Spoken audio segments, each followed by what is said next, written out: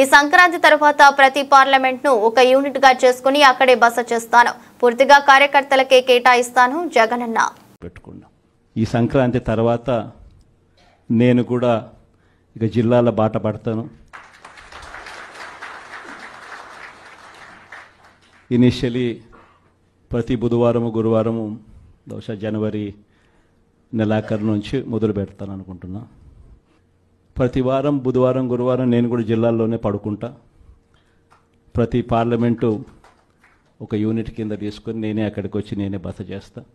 బుధవారం అంతా కార్యకర్తలతో 3 కాన్స్టిట్యున్సీసు, గురువారం అంతా మరో 4 కాన్స్టిట్యున్సీసు కార్యకర్తలతోనే మమేకమయ్యే కార్యక్రమాలు, పూర్తిగా కార్యకర్తలకి కేటాయింపు చేసే కార్యక్రమాలు చేస్తాం. సో అక్కడే ఉంటూ కార్యకర్తలతో మమేకమవుతూ కార్యకర్తలతో తోడుగా ఉండే కార్యక్రమం, కార్యకర్తలకు దగ్గరయ్యే కార్యక్రమం కూడా చేస్తాం.